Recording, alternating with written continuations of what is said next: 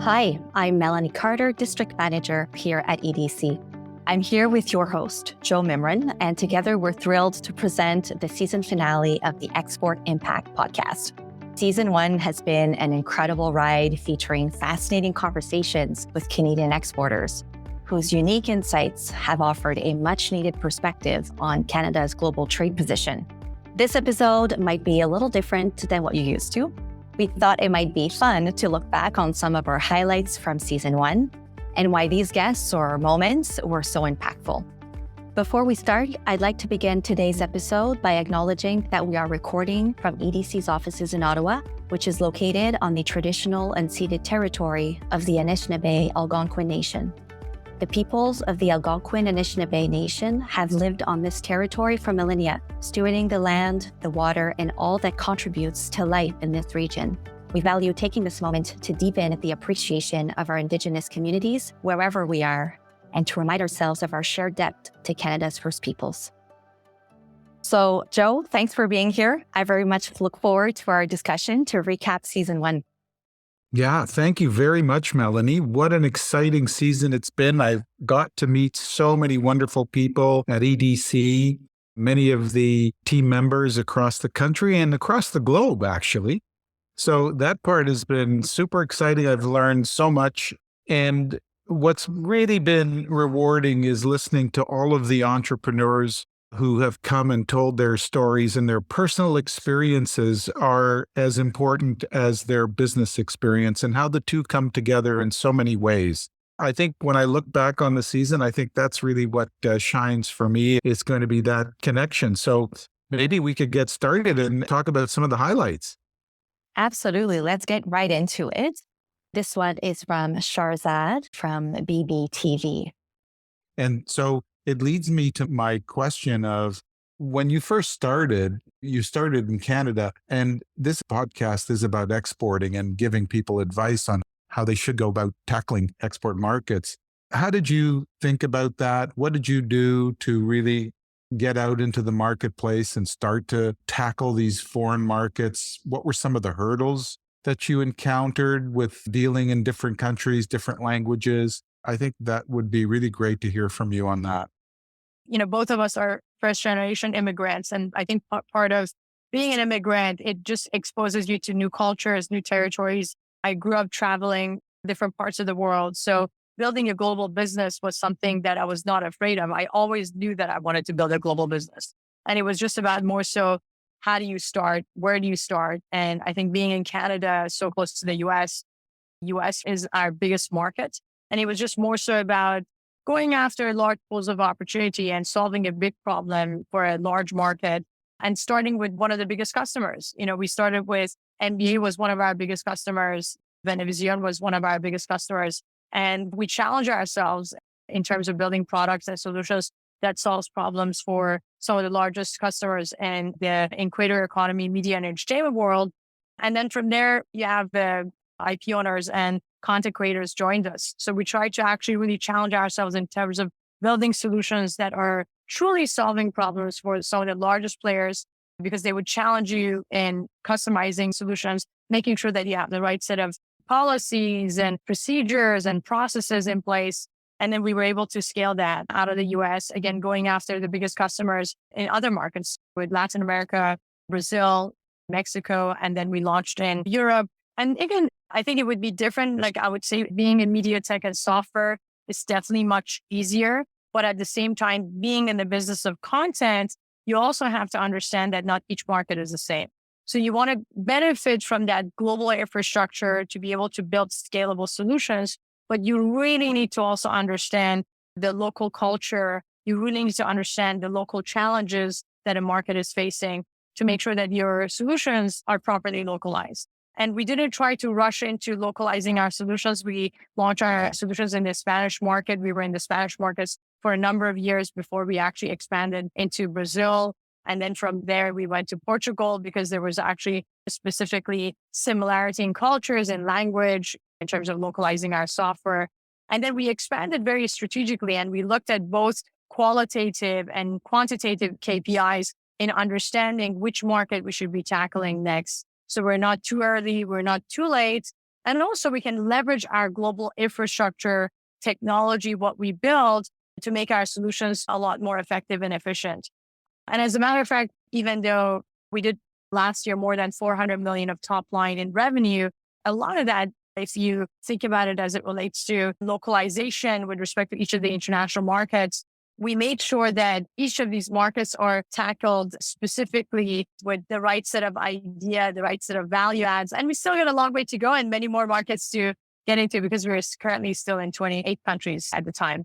I guess when you're hiring solid country managers, I think that's more difficult to do than a lot of people think, to find the right people and then to train them correctly. Because you're going to go through churn, I would think, right? You're not going to get it right every time you go into a market. What's the biggest risk that you have when you go into one of these new markets? I would actually say it all comes down to finding the most adjacent market and getting help from the leader of that market. For example, when we launched in Mexico, from there we went to Argentina, Colombia, Uruguay, Paraguay. And then when we wanted to launch in Brazil, we actually got help from the leader of the actual Portuguese market and in Brazil. And then we expanded further. Same thing in Europe. So I think it's very important to really look at these adjacent territories that have similarities in terms of audiences, languages, perhaps even in culture, to really benefit from the infrastructure, the know-how, and the expertise that you built to expand into adjacent markets. So for us, that has been probably the most important thing. The second piece of it has been really having a centralized model, and we've debated a centralized versus a decentralized model. We tried both, and the centralized model is what basically got us to be very successful and to really gain massive scale. Like today, we reached 38 billion monthly views, and it's simply because of the fact that we actually have created a centralized ecosystem where we benefit from the expertise of folks in different markets that they can learn from each other. And then generally speaking, Joe, we have our mantra is quick failures. So I can't name a big failure that we've had at BBTV because it's all about quick failures, fail quick, fail fast, fail forward. And that's our mantra. So it doesn't matter if it's a new territory that we're launching in, if it's a new vertical that we're launching, if it's a new product, we always want to make sure that we don't fall in love with the ideas of how we do things. And that I highly encourage all of our team members to fail quick, fail fast, and instead of having to deal with large failures. And so here's a perfect example of how your own personal experiences will shape your business and shape your path forward. I was really struck by the fact that she came to Canada as a 19-year-old and learned the language, and then 7 years later creates BBTV. So imagine you become a hard-hitting, articulate executive after only 7 years of being in this country.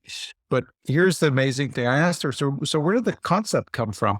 And it was really her personal experience. And in Iran, they rationed content.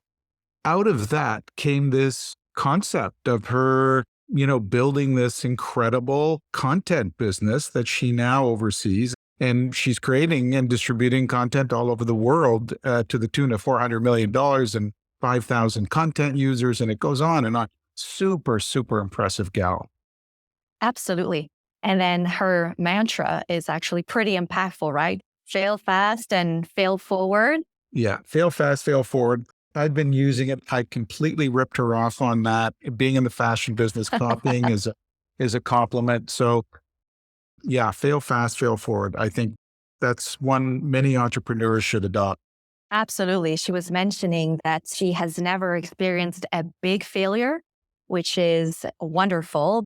She always failed fast, right? So no big failures, little ones that you pivot from, that you learn from is so much better, which she was explaining actually allows her employees to love what they do. When it doesn't work out, they pivot quickly and they adapt. If you're dragging it for too long and your employees are disengaged, it actually has an impact on the overall business. Yeah, that's so true. And again, as a female entrepreneur, I think she's a fantastic role model. Absolutely. Absolutely. So next, we are going to hear from Trisha Patura from Mini Tippy. When you think about the designs that you currently are creating, is there sort of a historical aspect to them? Where do you get your inspiration from and how did you come to that? Because it sounds like you almost had a self-discovery journey as well as a business journey. Yeah, and that's what I am grateful for Mini TP. And now, like, if you think about my voice, like I even just found my voice or who I am and who I'm more confident telling people I'm Indigenous just because of how with my grandmother, our culture was taken away and I wasn't proud of who I was. And so now I'm just finding my voice and I'm hoping to help other people connect or reconnect and learn.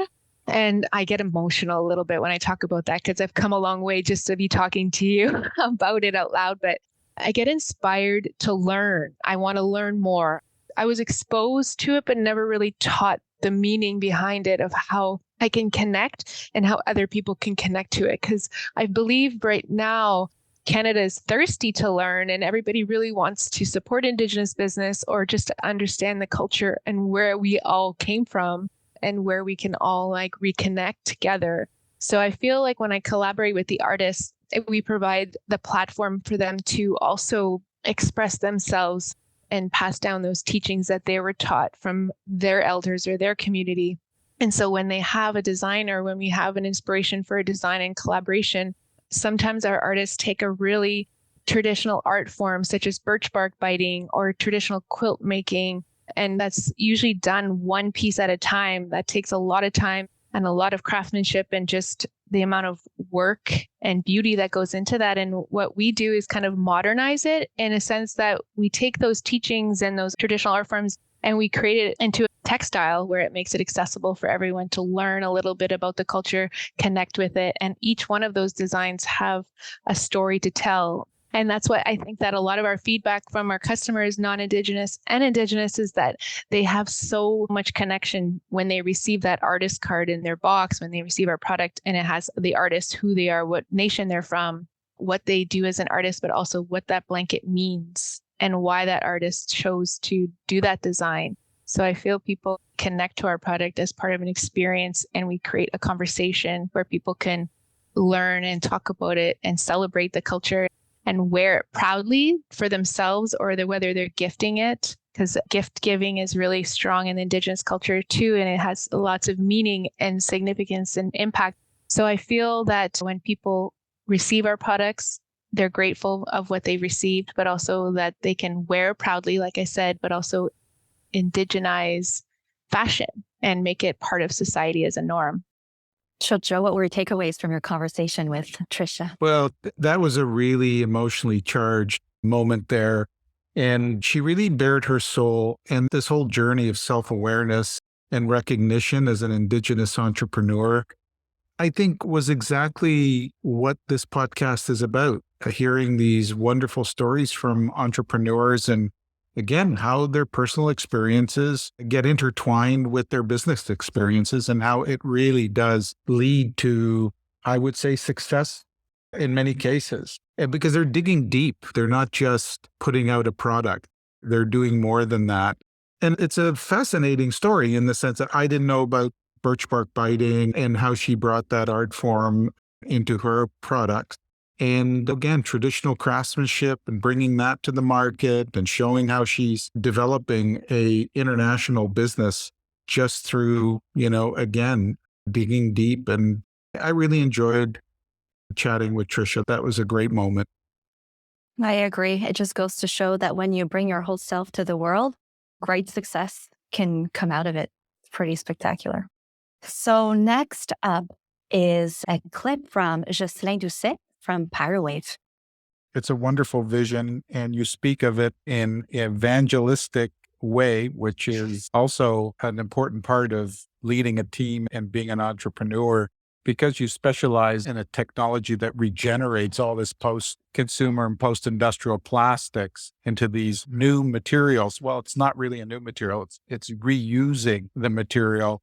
Perhaps you can also share with us some examples of the customer service that you provide and how you meet some of the key demands from your customers. Well, sure. I mean, we're just starting now to get our product in the market. So essentially the product was the core of our interest for the past years. Now we're really starting to develop this aftermarket business. But right now, essentially clients come to us when they have this need for what I call the recycled styrene. It's one chemical. It's a commodity chemical, but Now we're able with our process to make that identical chemical, identical to virgin with waste. And so you have lower carbon footprint. So we have a carbon footprint impact. So people come to us and say, well, we'd like to offset our virgin styrene with renewable styrene, low carbon footprint, et cetera, et cetera. And so they come to us, they send us their material, we test it. Okay, technically it works. Here's the deal. We sell them the equipment, we sell them in license, they operate it. And eventually, of course, there's some aftermarket like data analytics, and we can help them with the parts and training and everything like that. But I think in the end, what they have as a service is that they've been able to reduce their carbon footprint, and they've been able to meet their recycled content targets. And this is what drives the economics, because otherwise they would have to pay a tax for carbon, or they would have to pay a tax if they haven't met the recycled content. And most of them, they would lose this right to play. If you do not comply with the regulation, but your competitors do, then you lose the right to play in this market.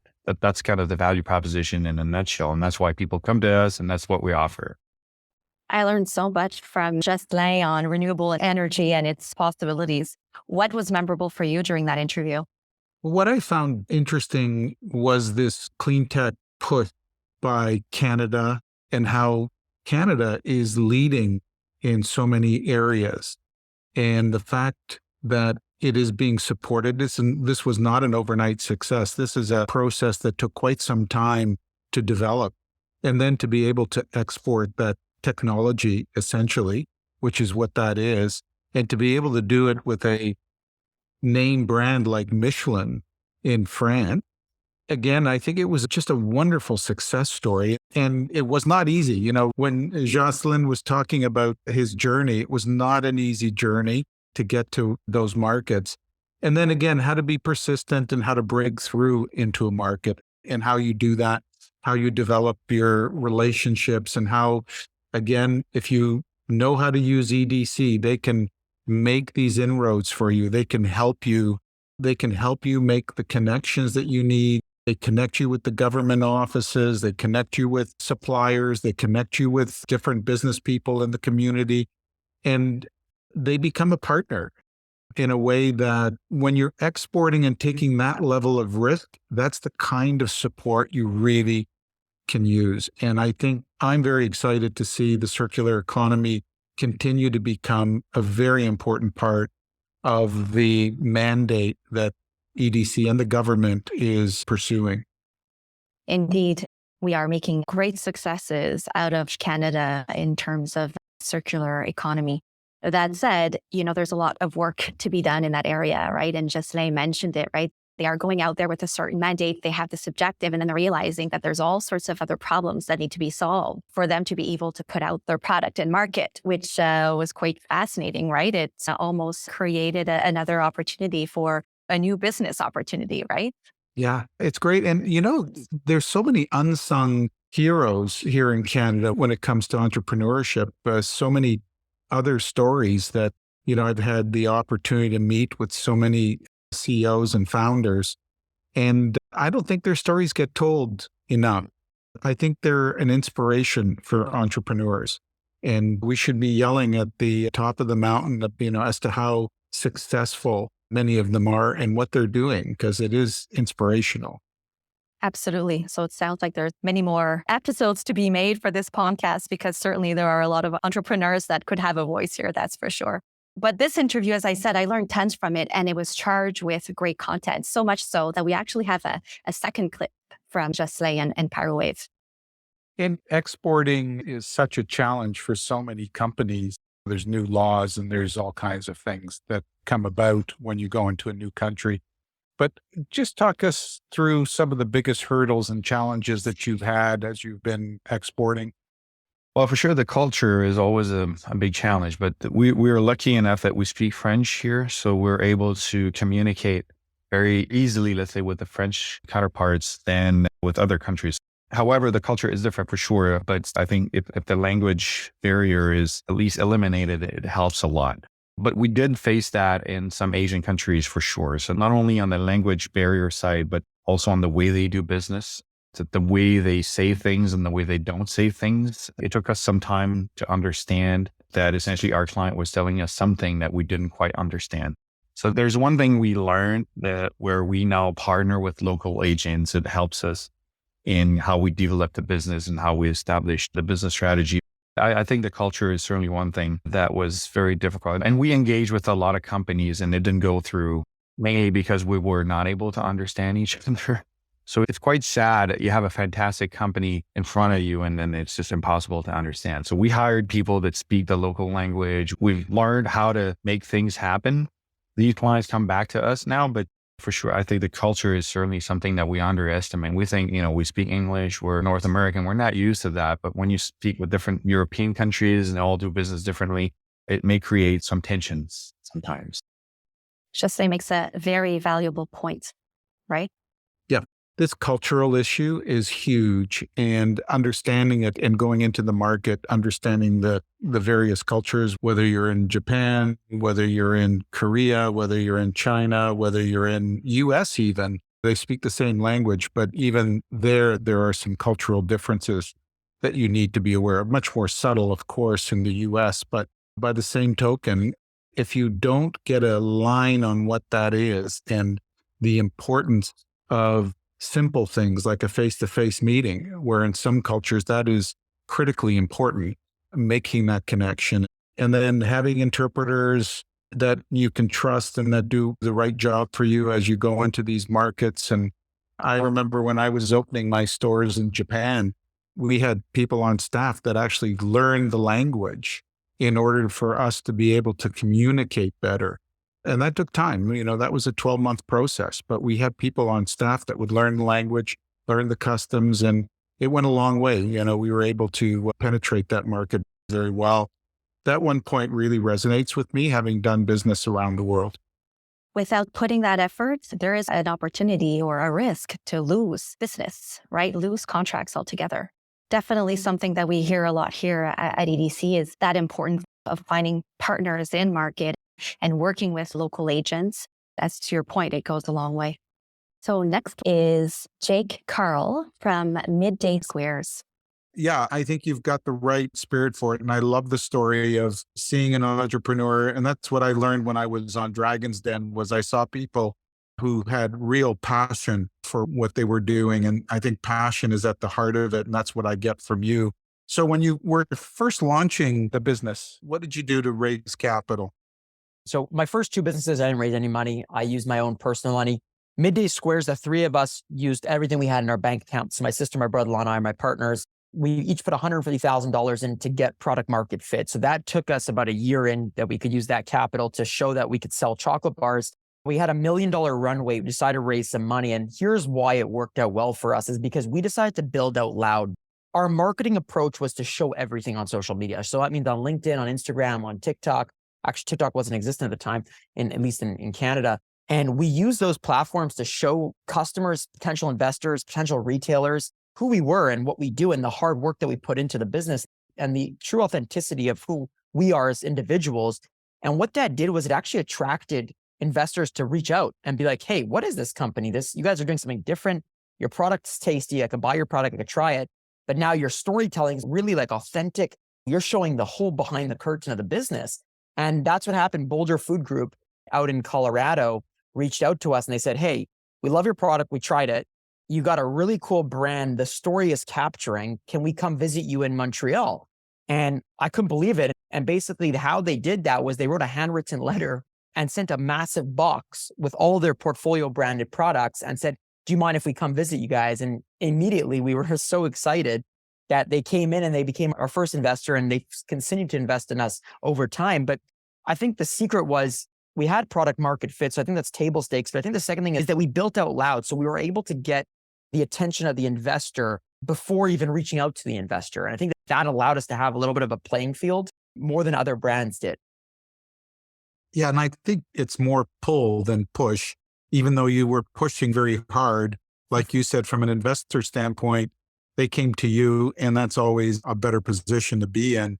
And this first investor obviously had a leap in faith in yourself. Love the energy from Oh my Jake, God. right? Yeah. Jake is so energetic. And he actually had come to my office. He introduced himself before I did a podcast with him. I didn't know him. He just cold called me one day and said, I'm in Toronto. I'd love to meet you. And that really sums Jake up. He has no fear. He is willing to be in front of the camera 24/7. He even proposed to his wife to be on camera. And I think to be that brave and to show your entire business life to the public and to be there with the public on a day-by-day basis, that's a lot of energy, man. And you've got to have courage. I got to hand it to them. I think he's building an amazing business. And I know his goal is to hit $100 million in revenue. He talked about it on the podcast, and I'm sure he will get there. Absolutely. With that energy and the confidence that he does have indeed. And I loved the little secrets that he left for us, right? The secret is building out loud. I loved the way that he positioned it. Great piece of advice for other entrepreneurs out there. Absolutely. And then we have Nina Tandon from Belchini. I call it sometimes giving tough love, right? Because you do sometimes, one of the criticisms is they sometimes are blind to the fact that they are pursuing a dream that perhaps there is no market for.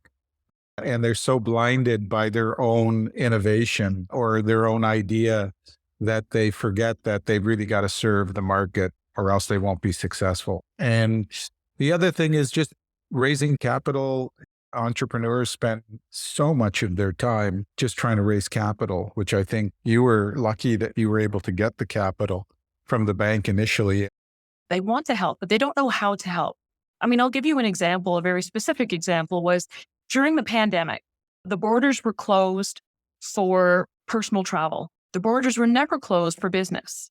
And so I have a satellite office and I'm very close to a border and a satellite office there. And I was doing a deal with Good Morning America. And some things needed to get signed across the border and I needed to go over. I went to the border and I said, this is what I'm doing. And they said, no, it's not for that kind of a business. Like, this is for like big business only. And I said, well, no, I am. And I had called ahead of time and asked them specifically, what do I need? And I'm also very cognizant that when I speak, I sound white. And I do think there's a difference when I suddenly get to the border and I'm not what they're expecting. And they told me that I wasn't allowed to go across the border. They said it's not for my type of business. And so that preconceived notion was I just didn't look like a business person to them. So I was escorted back to Canada. And even though I was doing a deal and I said, here, I can show you some emails. And they said, we don't want to see them. They wouldn't even look at my registration because that person I'd spoken to on the phone said, make sure you bring this, blah, blah, blah. I don't take that lightly. So I come back and of course my husband's saying, don't, they've got a lot of power. Like, do you really want to go down that road and just do business in Canada? And I thought, no, because then I'm not changing it for the next generation. There's going to be women that come after me and we're always going to be with the same status quo. And so I came back, I sat and thought about it and I called them up. I spoke to the same person I'd spoken to before and I told him exactly what happened. I told him the time that I was there. I told him who I spoke to, what happened, everything. And he apologized. And he said, this country is absolutely open to people like you. I'd like you to consider coming back. And so it's how you change the system. I will say the same thing happened when I came back to Canada. Now, the Canadian said to me, you're not business. The only people that can come through are truckers. And I thought, well, like, we need to change the definition of trade. We need to change the definition of business and we need to change the view of what business looks like. Because if you still Google it today, the images that come up is very much male in a blue business suit with a white shirt. That's not what I am. So it doesn't mean that I'm not business. It means that we need to change that definition. Her comments are so powerful. Yeah, it was an interesting interview podcast in the sense that this was much more about her personal take on being a woman of color and in business. And as opposed to the business itself and the challenges of the business itself, I think it took on a whole different direction. And she was very emotional, again, a very emotional point of view here, and trying to do something to get that message out and to change perception, which I think is, again, super critical. I think it's great that she's so vocal about it and that she's really making an impact in doing that. We talk about it being the Export Impact podcast, and I think she extended that from export impact to social impact as well. And I think that's something that we have to need a lot of credit for. Completely agree. The difficulties and the barriers that she faced, right? Other entrepreneurs are facing in the same way. And so we're going to use words that I've heard before in our conversation, right? Which are persistence or determination. And so she's certainly being a role model, which is great to hear in her session for sure. So a couple of words that come to mind for me are passion and authenticity, right? Those two words came out in multiple ways through the conversations. So I have a couple of takeaways after hearing all of the clips and the highlights, a few words that come to mind. And maybe you can tell me if you agree or disagree, or if you have others that come to mind as well. So the first are passion and authenticity. Yes. And that passion is something that I have noticed drives most entrepreneurs. You've got to have it. You've got to have the ability to take on risk. I think that's a very big component. And when you have that passion, the risk becomes easier to take on because you're so passionate about it that you're willing to take the risk. So I think they go hand in hand. And that's what I love about meeting all of these great founders, CEOs of these businesses, is that they all have these common elements, and it shines through in the way that they build their businesses and the way they communicate. And that communication also bleeds into the organization, because when you can be very clear and articulate about the direction that you want to take the business in, then people can follow that much easier, and you get your business disciples, and you need them. They've got to be there on the front lines with you when you have all of these challenges that you will inevitably run into as an entrepreneur. The other one I heard through the conversations are the importance of product market fit, right? And understanding markets. There's the left side, right side of the brain. You know, some people refer to the sort of the creative side versus the analytical side. And the analytical side really is very important. You cannot just go with passion. If the idea is an idea that the market doesn't require, or that the market doesn't want, or that the market doesn't need, then you have to be very honest about it. And I do think you have to have at least the analytical skills and the honesty. I talked about this tough love. I get many people who come to me with ideas and they're very passionate about it, but sometimes you do have to deliver that tough love so they don't spend 5-10 years on a concept that really the market doesn't want. So I think, again, a really good point you raised, Melanie, in that it better be something that is market correct, market right, market needed. Absolutely. As passionate as you might be, it won't fix the issue if there's not a fit for your product. So we've come to the end of our highlights. So Joe, thanks for the discussion and for the opportunity to chat about this season's highlights. And very importantly, thank you for having been a magnificent host this season. Your great questions, your calm approach, and great listening skills allowed for guests to be comfortable to generously share their stories and their journeys with us, right? I'm sure that our audience will have acquired a number of advices that they'll be able to bring to their own adventures. Well, thank you, Melanie. It's been a real journey for me as well. I always love to hear about entrepreneurs' stories, trials, tribulations, successes, and I get inspired by it. And as an entrepreneur, and as seeing so many entrepreneurs through my personal experiences, it's interesting to note that I never get tired of hearing about great stories. And EDC, the role that EDC has played in helping those stories come to light and helping entrepreneurs take those risks and being there for them, and being there not just for the successful entrepreneurs, but also for the groups that sometimes don't have ready access to capital. And I think the ability to go to an EDC and to get the support and backing, whether you're Indigenous or whether you are a marginalized group, to know that there's somebody in your corner is so helpful. and really will encourage, I think, more growth and more excitement in the Canadian marketplace. And so I thank EDC and I thank you today. And it's been a real pleasure. Absolutely. Same here. So thanks everyone for joining us today on the Export Impact podcast. If you enjoyed today's episode, we'd love for you to subscribe, rate, and leave us a review on your favorite streaming platform. Until next time.